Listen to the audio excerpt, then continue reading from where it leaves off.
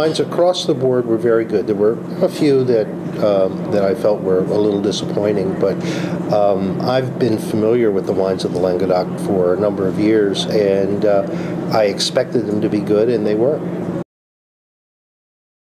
I think diversity would have to be the theme, because each AOC has its own slightly different regulations about the cépage, the grapes that can be used in the blend.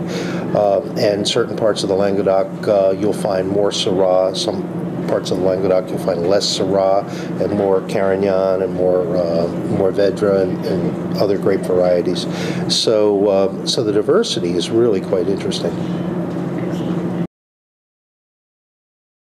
Yeah, I feel that it's a very positive development, because it recognizes some of the what used to be, I suppose you would call them sub-appellations. For example, La Clope was in the Coteaux du Languedoc, and it was a sub-appellation as La Clope in the Coteaux du Languedoc, and now it's Grand Cru.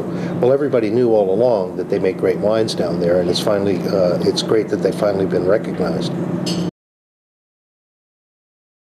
I think it benefits the consumer. We had a brief discussion after we finished tasting today, and what I noticed with the difference between the Grand Vin and the Grand Cru was that the Grand Cru was more consistent across the board.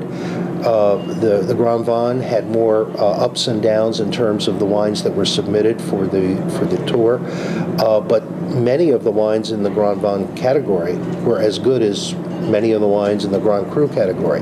The huge difference was in the level of consistency, the refinement of the tannins, and simply the elegance of the wines. But I think it's positive. It seems to me that the committee that came up with the classifications pretty much got it right.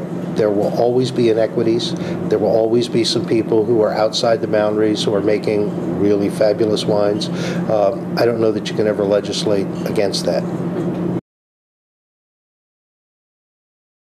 Their accessibility, they're easy to drink, they're wonderful with food. We had a discussion yesterday about how well they would age.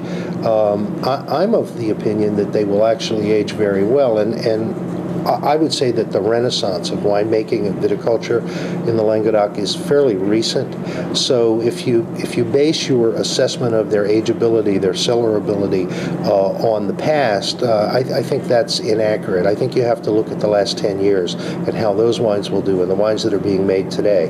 And I believe that, and also it depends on the grape variety. I mean, if you're looking at the Grenache-based wines, maybe they won't age as long as, say, the Bordeaux varietals from Cabernet. That's one of the great things about the Languedoc. They have so many different grape varieties, and they even have different influences climatically. For example, you have the Atlantic influence in the western part of the Languedoc. You have the Mediterranean influence throughout the rest of the Languedoc, and that really has a profound impact on the wines, the structure of the wines in particular, as well as the aromas and flavors.